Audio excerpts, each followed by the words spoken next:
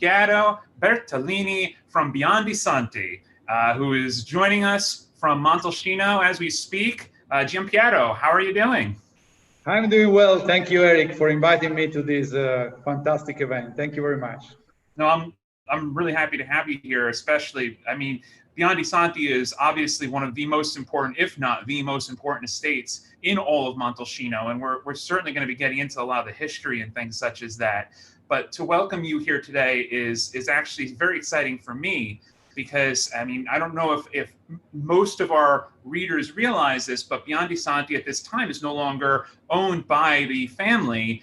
This happened only just recently in the grand scheme of things. And Giampiero came on about 2 years ago as the CEO to basically now be the caretaker of tradition, while also looking forward with this company that is in reality extremely important to Montalcino and to Brunello. The one thing I just wanted to mention, though, before we really start getting into this conversation, everyone, is that, I mean, I know I have a ton of questions, but if you have questions for Giampiero, then please start sending them to me early so I can weave them into our conversation and not miss out. I hate when these things end and there's still a bunch of questions I haven't been able to get to. So please do send them in. So I guess one of the first things I'm really interested in, Giampiero, before we really go into like the history and everything like that, is, here in the United States, things are slowly coming back to normal, but there in Montalcino, I mean, are things pretty much getting back to normal when it comes to how operations are going? Are people going out to eat? Or people starting to socialize again? Yes, definitely. I mean, in Montalcino, especially in the case of the production, has been always normal, obviously, because we always work like that. And now also the community is coming back to normal, mostly. Obviously, we are still missing a lot of tourists from the US, from Asia, which are our preferred tourists here, but it's pretty much more normal than in the cities, no doubt. It's finally we are almost back to normal. That's very good news. Are there a lot of precautions that you need to take in the winery and the vineyards at this time?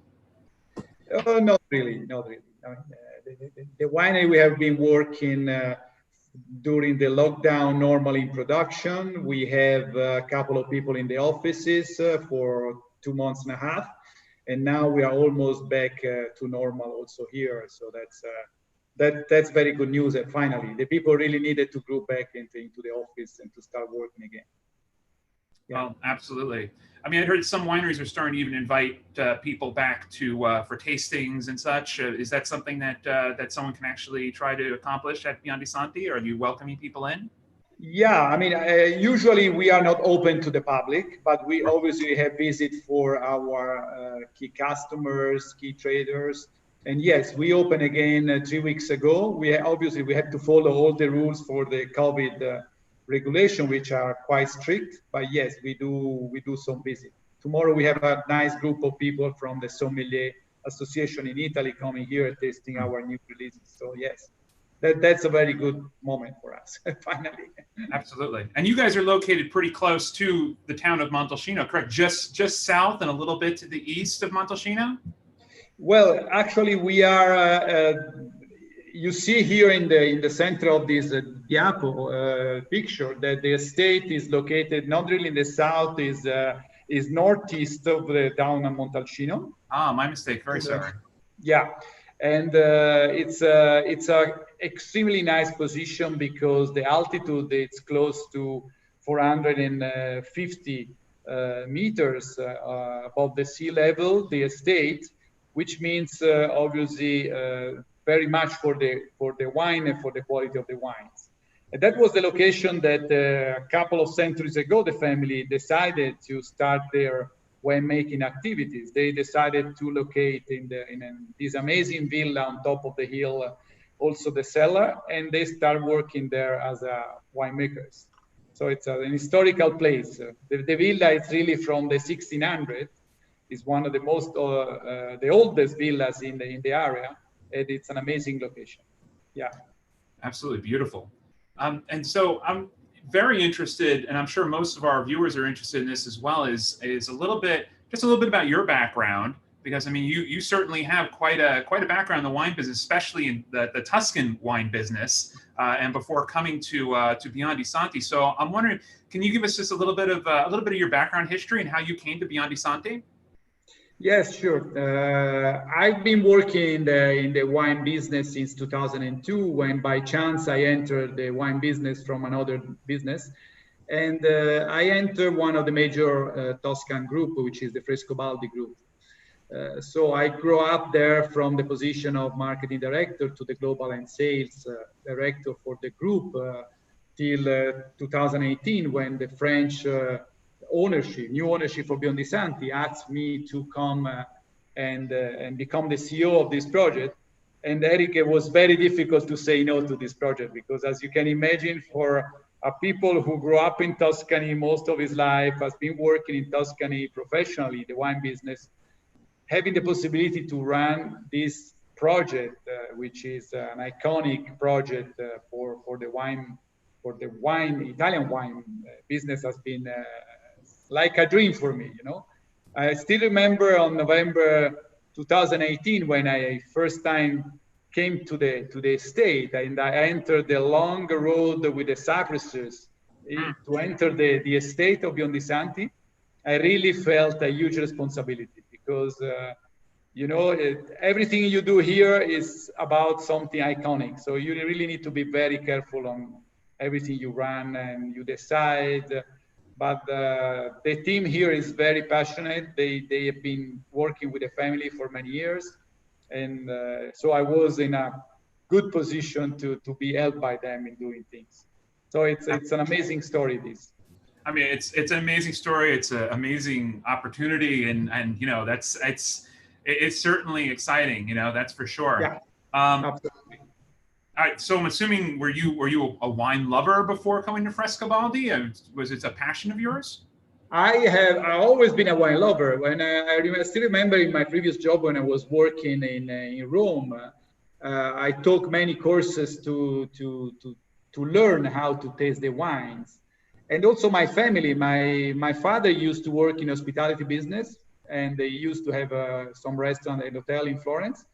So I always had this really good contact with wines.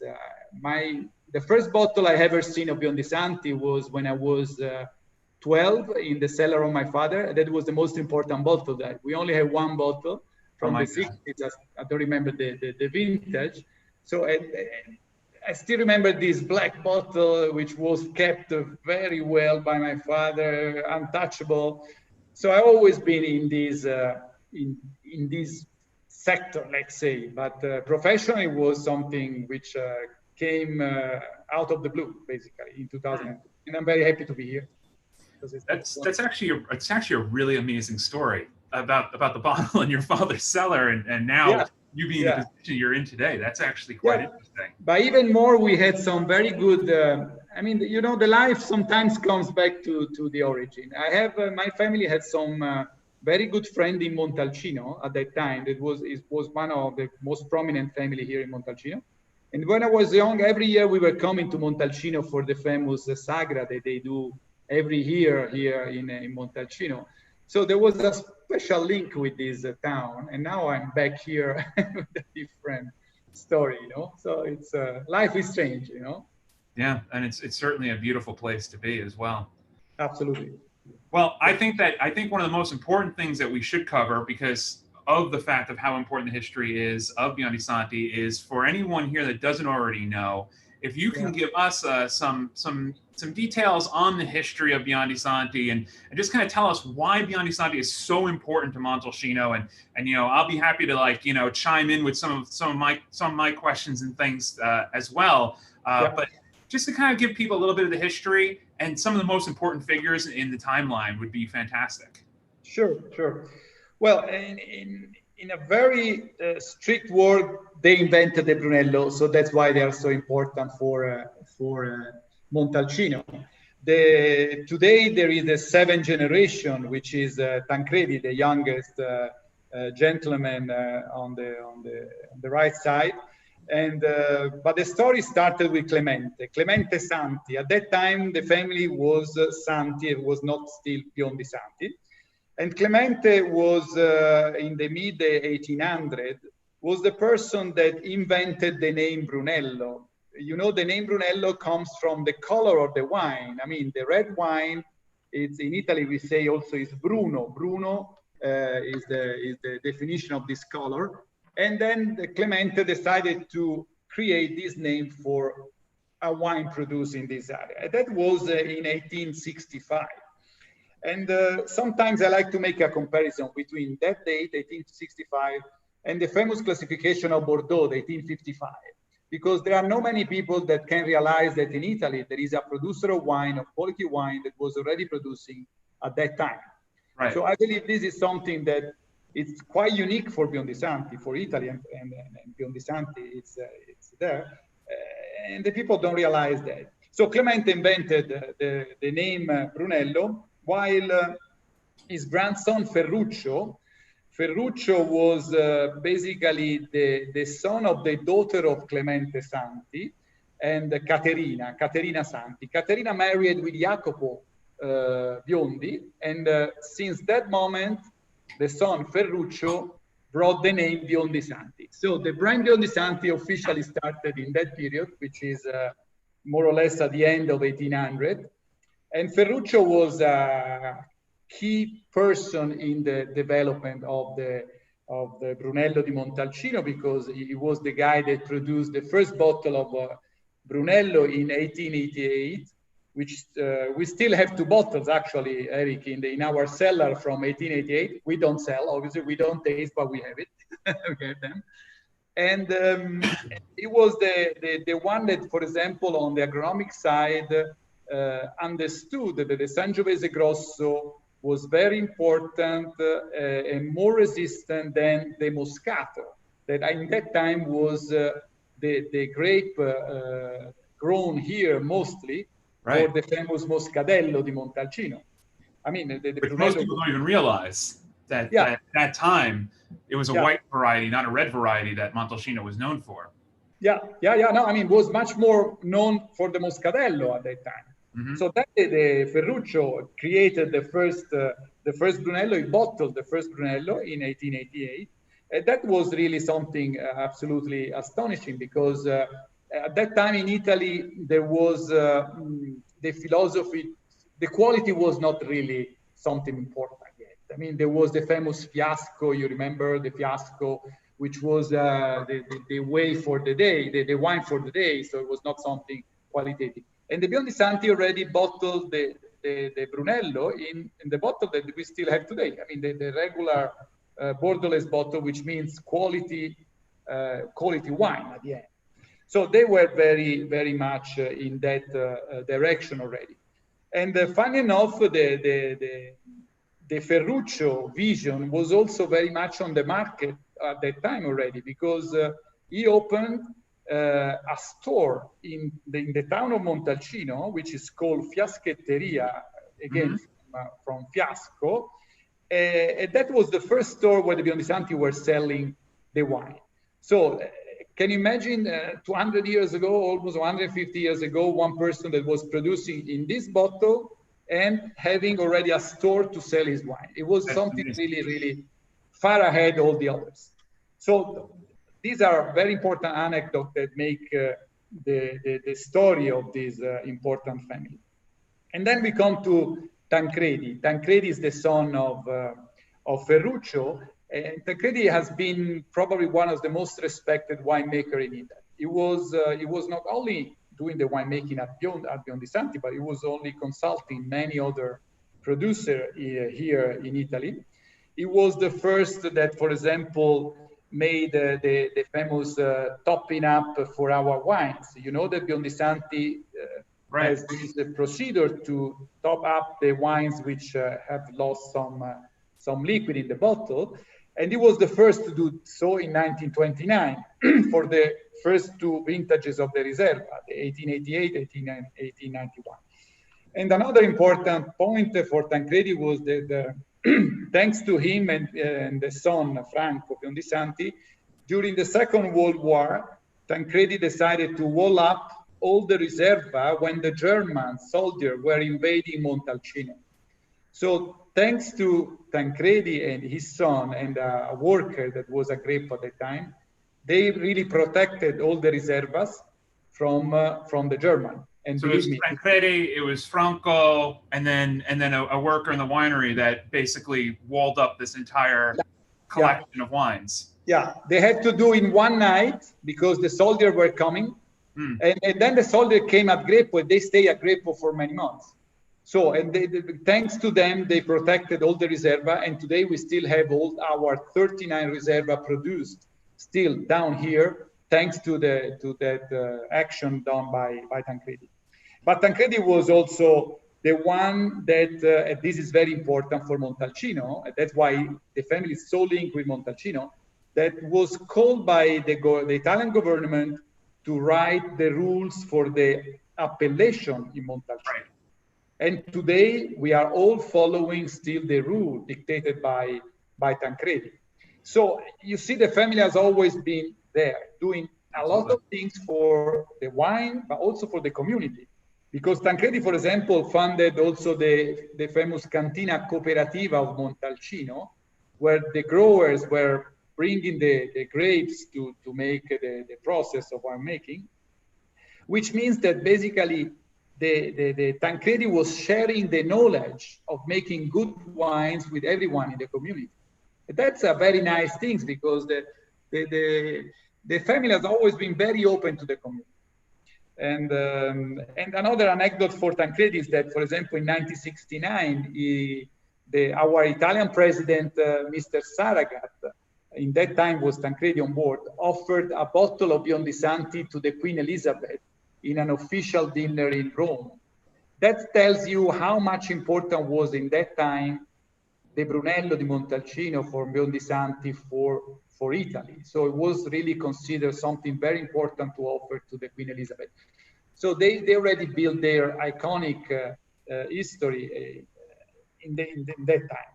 So that really the big changes with Tancredi. I mean, obviously he made so many important developments within Montalcino, but really the only big changes he made from the generations before him was really more like the selection of the massa selection, defining the clones, improving the vineyard management and such. Yeah. Other than that, he was following most of the same teachings of his father at the time. Yeah. I mean, he was doing this massa selection, which then was made concrete by the son, by Franco, because Franco, one of the biggest achievements that he did was to make the final selection of the clones studied at Greppo with the University of Florence, 40 different clones, and define the famous BBS 11, which is the Brunello Biondi-Santi 11 clone, which we still use today in probably 80% of our vineyard. So, but that was initiated by Tancredi, no doubt. Tancredi was on the winemaking and everything was extremely good, as well as Franco. I mean, Franco, the son, who took over in 1971, the first vintage from Franco, he did many things for the winemaking process here at Greppo. For example, he was the one that, again, he did the massal selection and created the BBS 11, but also established the temperature control for the process, which was not here at that time. He decided to reduce the aging from 48 months to 36 months in oak for our wines. Around what time period was that? That was in the 80s.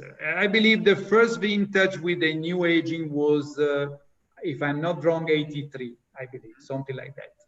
So he reduced the time by the vintage 83. So every member of the family has brought something very important to both Montalcino and the winemaking here at Greppo. But coming back to Franco, the most important thing that he did was really to protect the DNA of the wines at Greppo, because in that period, as you may remember well, there was this fashion about the Super Tuscan. The famous Super Tuscan were coming on board, and everyone was trying to follow that kind of profile for the wine. And also some producers in Montalcino changed a little bit the way to do the wines. And Franco was really protecting the traditional way of doing a great Sangiovese. And then one specific moment was in 1994 when Franco organized the 100-year tasting. I've That heard of was this something tasting. astonishing, astonishing, Absolutely. believe me. And I met some people that were there here grateful for that tasting, and they were astonished by the wine because they tasted the 1888, 1891, and then some other, because it was the year, in 94 was the year to release the 1988, so 100 year from the first bottle of Brunello. And that was really astonishing because the 1891 got also 100 points for one of the journalists. So those are the things that really made the difference of this estate from most of the others, you know, and it really protected this style. And it was very difficult, believe me, at the time, because nobody wanted really to get this wine. They were all for the fruity, bulky structure wine, and the company has a hard time for probably more than 10 years.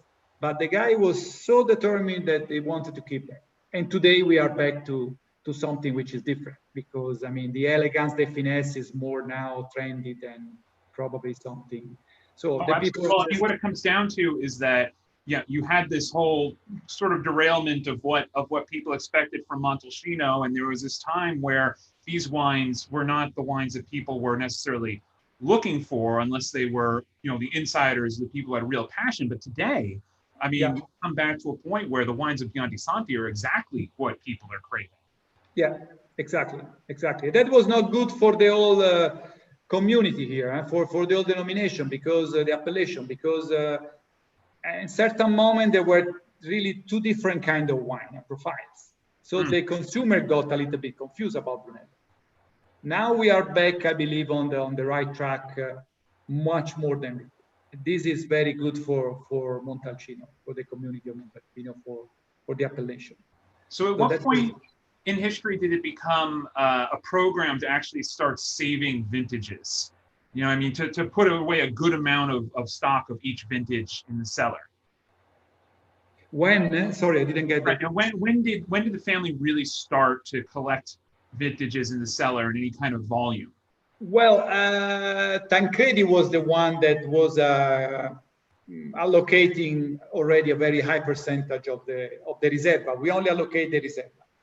And the Riserva, just to give you an idea, we were allocating something between 30 and 40% of the production, which is a huge quantity. Huge quantity. And that was kept by Franco, and we do the same, obviously. We do the same, and in the future, probably we will keep also the regular Brunello in a lower quantity, because the capacity to age for the Anata, it's amazing. Absolutely. And we want to keep the history there. So we will do that more and more. Well, I can tell you right now, I mean, the Anata is always amazing, but also one of my favorites, and what I happen to be sipping right now is the Rosso di Montalcino, which is, I mean, yeah. it is definitely one of the most amazing Rossos coming out of Montalcino, that's for sure. And it is just gorgeous. Nicely speaking to the 2016 vintage as well. It's amazing. It's amazing. And we need to believe more in general in Montalcino about the Rosso. That's my personal opinion. Because the people here, the producer, try to focus very much on Brunello, which is obviously important. But I believe the Rosso has a great profile and could have a very good position, with especially with the younger generation, to attract them to get more people than on Brunello. I believe this is something that we need to change here. So tell me, when you came on board, was one of the benefits of becoming the CEO of Biondi-Santi to have your own vertical tasting? Absolutely. Absolutely. I hope so, right? Absolutely. There are so many benefits to stay here. But definitely to do this kind of tasting, this vertical tasting, is something extremely exciting. Every time I do something like that, it's an experience, you know. Yesterday, we tasted 6 different vintages with a guest. And every time you see this evolution in the glass, it's a real experience. In fact, what we are doing now for our collectors and our consumer is really to share experience through the wines, which is the only way to really tell the story, which is so unique, because we can really put wines from the 60s, the 70s, which are still very, very, very fresh and very unique. So Well, a lot of that's people the way don't we want. realize, Huh? a lot of people don't realize that the goal was to create a 100-year wine, correct? Yeah. At the time, and you've shown that these wines can actually live for 100 years, which actually brings to a question here from one of our viewers, Jeff, who's saying he actually visited the estate in 1995 and he met Franco, and he's asking, he purchased a 1983 Reserva that day. And he's wondering if it's time to drink it or if he should hold on to it and let it mature longer. 1983 Reserva. 1983 is amazing. And let me tell you that every year we release an old Reserva in our offer in a limited quantity. And next year we will put in the market 83 again as a second release. So it's absolutely gorgeous. Yeah, no doubt. It's very, very much drinkable. Very recently, I tasted the 71, the first vintage of Franco, as well as and we put together the 71 face-to-face the 2012, which is the last vintage of Franco. And believe me, the color is almost the same. And obviously, the nose, there is an evolution, and there are tertiary smell, but the color, it's incredibly ruby red, which is amazing with all these years in the middle between the two.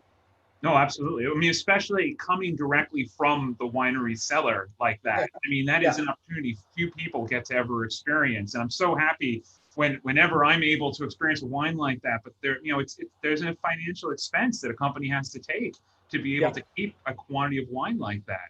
Yeah. But so these cellar releases, what's the logic behind when a specific vintage will be released? You need an old vintage? Like a library release, yeah. Yeah, the library. So there are two logic. One is when a good customer want to have a sort of vertical in the wine list. So he could apply for this, and then usually we authorize these because we believe it's very important that the people could really see how deep could be the Biondi-Santi. But the other point is the regular release that we do every year for the late release is based on a concept to have a sort of connection with the normal release. So there should be a sort of comparison between the last release and the late release to comment the wine and to help consumer to understand a logic comparison between the two. So that's something that the technical team decide according to how is the normal release, and then we decide which vintage of the old could be cooked fit with this comparison. This year, for example, we are releasing 98 with 2012. There are some very good comparison between the two. 98 was not considered a good vintage in Tuscany, and now it's showing absolutely gorgeous. So it's something that we want the consumer understand. So that's a 1998 Reserva? Sorry? The 1998 Reserva. Yes, Reserva. Yeah, I'm talking about Reserva. Franco felt that 98 was a good enough vintage to list amongst his Reservas. I mean, there are only, some 38, am I correct? 38 Reservas ever released? 39. 39. Yes. I wasn't doing 2012, I think. But that says a lot. It's interesting. I think of another producer, Giacomo Conterno in Piedmont, and how many times we find that he will bottle his Monfortino, his top wine, which I'm sure you're fully aware of this wine, in vintages that other people have completely written off, and end up being amazing, epic bottles. So that's really exciting. Yeah, it is, absolutely, no doubt. Now, quick question, since we're just on the topic of ageability. With the Anata, so I have the 2013 Anata here. So we say the Reserva can live 100 years. It's a wine to put away in the cellar. I mean, is there more or less a time frame that you would say someone should hold on to the Anata before tasting? I mean, 13 is the release. It's the current release, correct? Yes, exactly. 13 is the current release. The Anata has a power to age, which is very high as well. I mean, when we talk about Riserva, our target is 50 years and more. That's very clear. I've always been like this with Franco. But a regular Anata could age very well for 20, 25 years without any issue. That's why I want to keep also the Anata in the cellar to prove that more and more to consumer, because Franco was focusing very much on the Riserva. But I believe that the Anata is a great wine also to prove this longevity at Greppo. And this is something astonishing. So the 13 has a good power for aging. I'm sure about that. That's something. And the 10 more. The 10 has been fantastic, as you know, here in Tuscany.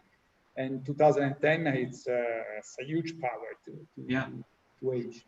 Yeah. Well, I mean, so you've always been more of a fan of blending of different vineyards, and we're going to talk about the different vineyards that Biondi-Santi works with. Obviously, the Greppo estate is the most important vineyard that you use. So does all the fruit from the Riserva come from the Greppo estate, or does it come from the different vineyards? No. We have 5 different areas where we have vineyard, and majority is around Greppo in the location that you show in the picture before. And at Greppo, we have the oldest vines, which are from the 1930s. So are very old vines. So those are fully dedicated to Riserva. But not only, because we have other areas from where we source grape for the Riserva. For example, Scarnacuoia is another fantastic place, very close to the town of Montalcino. And also the quality is very, very high there. So in most of the vintages, we can get some grape also from there. So what we are doing now at Greppo, moving forward, is to really learn much more about the soil ourselves. And so we started a very important study here, which is the parcellization of study that we run in all our vineyard. We scanned all our vineyard last year, and we did 33 big pits in the vineyard to learn how in each plot is the soil, how the roots can get to the soil, etc. And this will drive our decision in the future for deciding which plots is good for what. And you were saying to me, was it Pedro Parra that you have working with you there? Yes, Pedro Parra is our consultant for that. Pedro is quite famous these days. Yeah. Is he digging ditches throughout your vineyards? Yeah, absolutely. Absolutely. I've been in some of those. It's amazing work. Yeah, I have a very nice picture of Pedro and our technical director here, Federico Radi, in the pits last year in July, looking at the different layer of the soil. And the last vintage was already done with the direction that we learned from Pedro last year. This is very important because it's the way to move forward to keep refining the quality of the wine, which are already astonishing, but I mean, we need to move forward. We cannot really stay and wait for, this is an important project that will really provide us with much more ingredient to make better wines in the future. Certainly. So it's going to be more like a parcel by parcel approach to everything, to the farming, to the vinification. I mean, this is what you were telling me about. It's refinement, that you're not looking to rewrite tradition of Biondi-Santi. You're just looking to refine what we already have. Absolutely. Beautiful. For us, since the very first moment I joined the company, my motto was evolution and not revolution. So we need to move forward, but not to revolution everything. So we need to be very careful on what we do, but we need to move forward. So this project is going to be very important. In the past, for example, Franco was dedicating only the oldest vines to the Riserva, more than 25 years old. From 10 to 25 was for the Anata, and the younger for the Rosso. In the future, could be like that, or could be also different, according to the result of the study we are running. Obviously, the oldest vines we have a Greppo will always be for the Riserva because the quality is so exceptional. But the other could be managed according to the study we are running here. So that's something very important for the future, no doubt. For us. Yeah. I'll tell you, I don't know if it translates well through the camera, but the color on this Rosso is, I mean, it's Yeah, stunning. It's gorgeous. it's amazing. It's It amazing. is so pure. Yeah, It's beautiful. it's I mean, clean. it This is probably the, I looks, mean, probably looks darker to the audience than it is in the glass here with me, but yeah, it's like a I believe so. translucent ruby, Yeah. and and you want to talk about power coming from a Rosso. I mean, look, obviously we all know that the wines of Biondi-Santi are not what you would consider to be like value wines from Montalcino. These are, but you get what you pay for.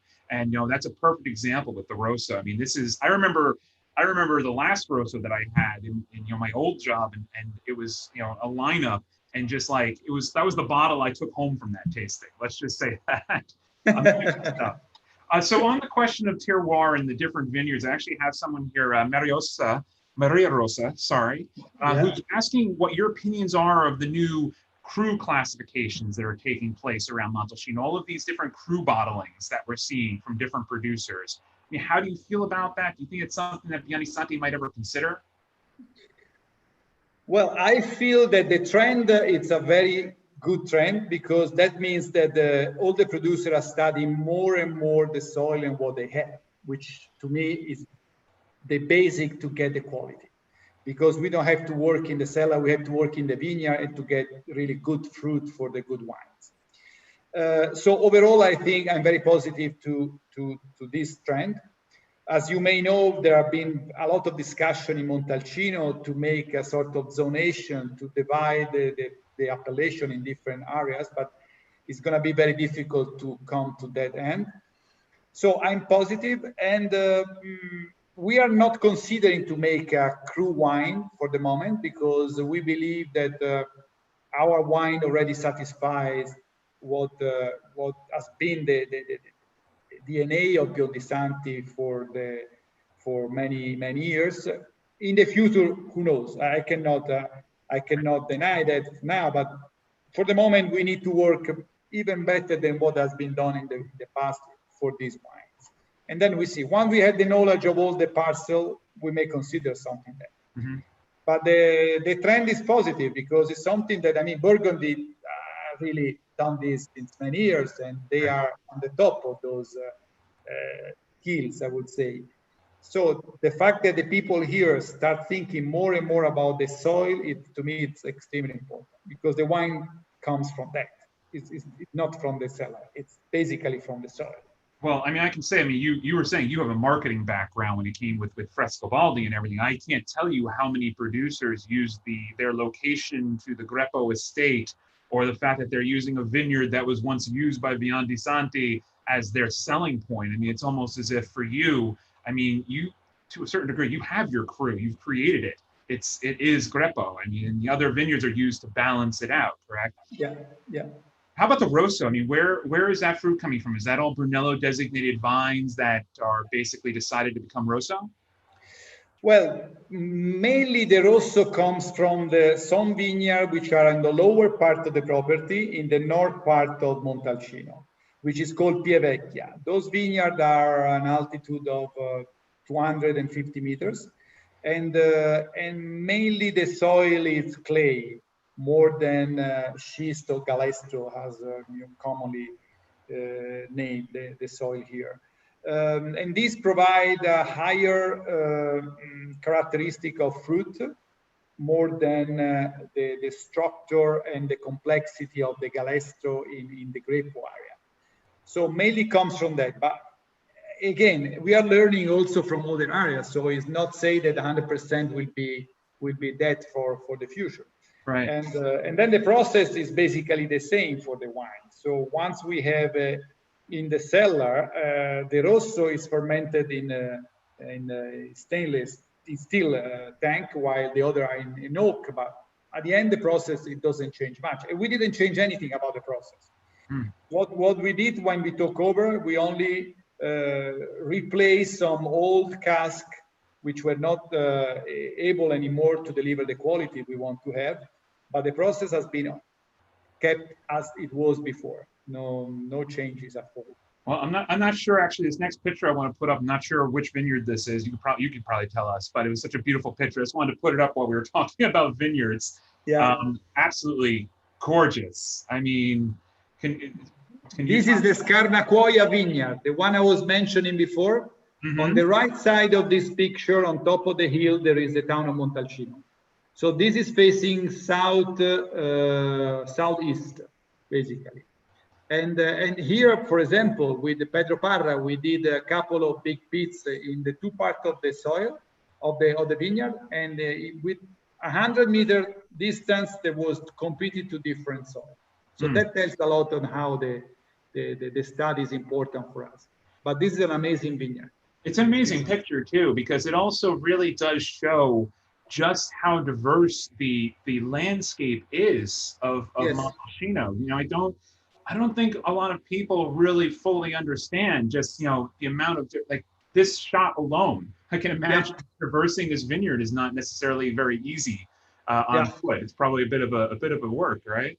Yeah, no, it's very costly to work this vineyard, obviously, because they are not flat and they are like this, you know, so it's not an easy stuff.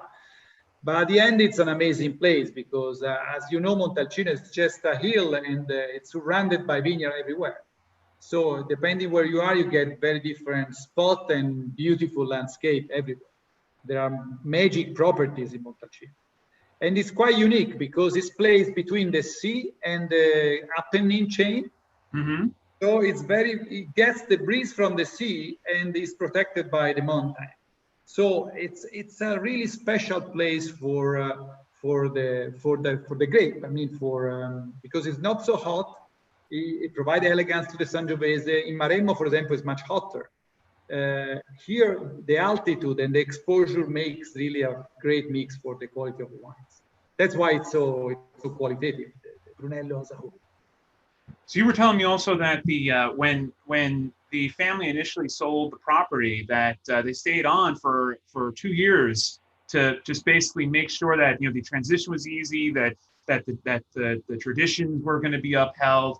But then a little while ago, you also mentioned a gentleman named Federico Radi as your technical director. Can you tell us a little bit about his background? Because I think people would find it really interesting to know where your technical director is bringing some of his expertise from. Yeah. Federico is now he became the new guardian of the DNA of Biondi-Santi because he's a young, well, not very young. He has more than 20 years experience in Tuscany with Sangiovese. So he was hired before I came on board, and it's really passionate about his job. His profile, his background is more on the agronomic side, but it has been then working very much in cellar, obviously, and he has been working for Tuscan estates such as Isole Olena or other important producer in Tuscany, qualitative producer. So it's really very, very good in managing the Sangiovese, which is very delicate, as you know. Sangiovese is not easy, and this is the only appellation where the product is 100% Sangiovese. So you cannot really make mistake because otherwise the wine is not really good. Absolutely, absolutely. No, people don't realize how fickle of a grape Sangiovese truly is, and you know some of the other locations around Tuscany that have the benefit of being able to blend in other varieties to balance things out. I mean, for Montalcino, you basically are representing what the vintage is.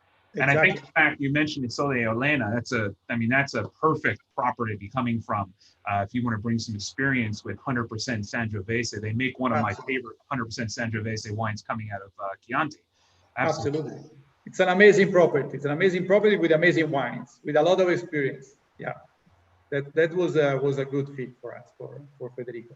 Absolutely. So now with the Anata, I'm sorry to be skipping around so much, but with the Anata, we were talking about where the Rosso comes from. We were talking about the old vines with the Reserva. But now when it comes to the fruit for the Anata, that is also all the different vineyards basically blending the fruit to create a balanced wine. Is that correct? Yes, it is correct.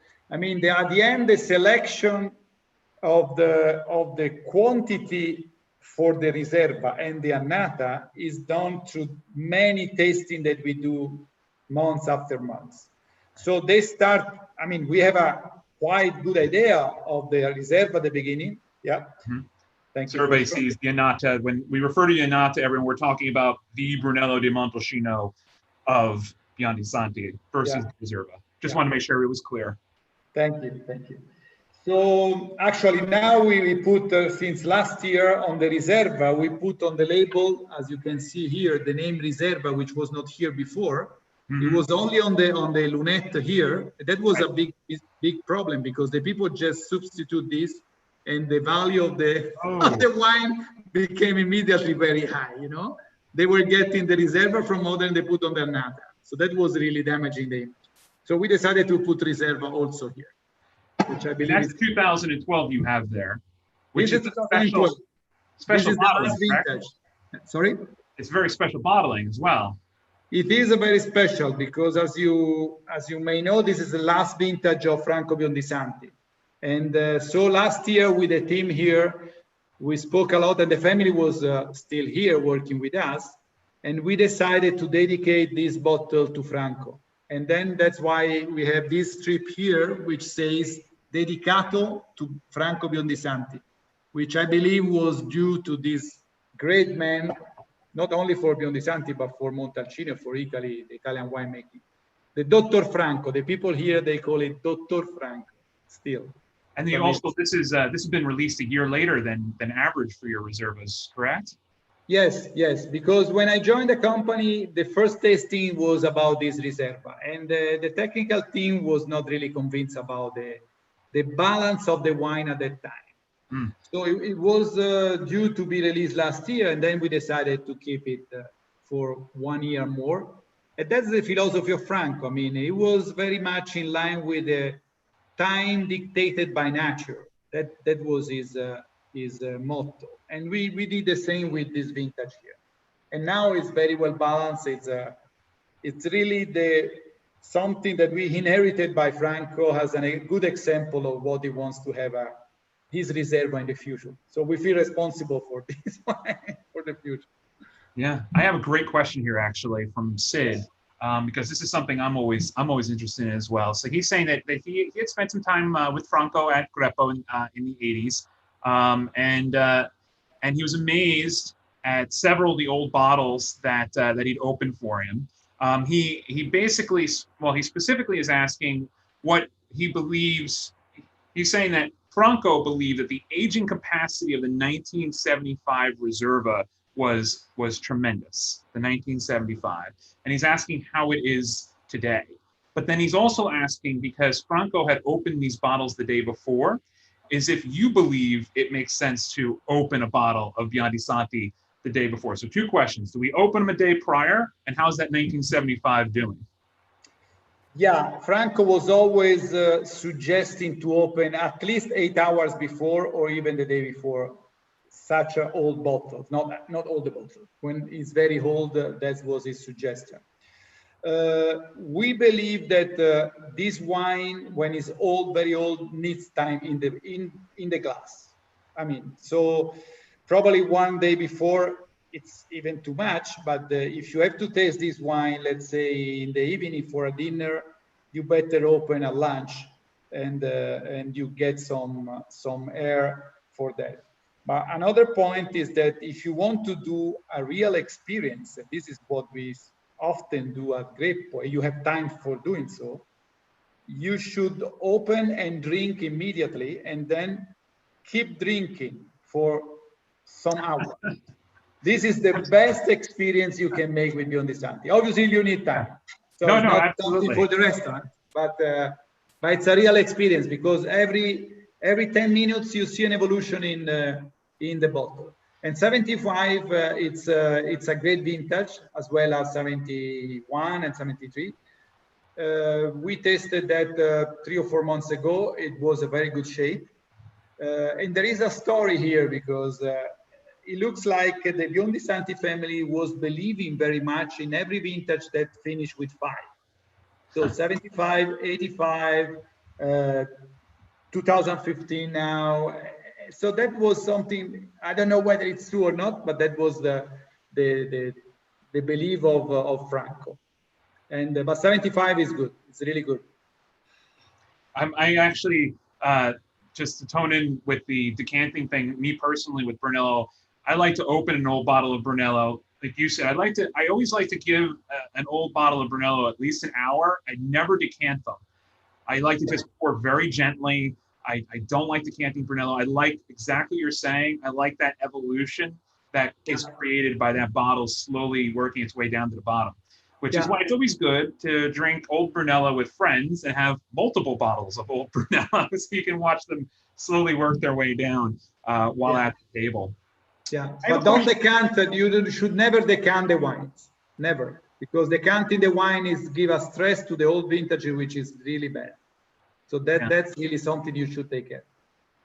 I have a question from Rob here, and he's asking, what are the production numbers on the Anata and the Rosso on an average year, average production? The Anata and Rosso, you say? Mm-hmm. Yeah. So the Anata, more or less, it's 55 to 60,000 bottles per year. The Rosso, it's close to 20,000. So it's something very strange because usually it's the opposite. But that's the rule in Montalcino. Nobody is producing more bottle of Rosso than Brunello. That's interesting you mentioned that, because I've noticed that it's always, the Brunello is always a higher production than Rosso whenever I have this conversation. That's really interesting. Yeah, but that's why before I mentioned the fact that we should believe more in Rosso. And this is not the case today. If you believe that Brunello in terms of hectares today has 2,200 hectares, something like that, while the Rosso has only 500 hectares. In terms of rights of Rosso versus Brunello. So this tells a lot about the mentality here on the Rosso. But it's a great opportunity because it's a fantastic wine. Well, I mean, and some producers, I have been finding that some producers will just say, look, I make a Rosso that is just for casual enjoyment and sipping. And then you have other producers that are like, well, I'm making baby Brunello. You know, this is just the barrel that didn't quite do it for me, but it's still technically Brunello. And it's a very fine line between the two of them. Absolutely. Yeah, that's true. Yeah.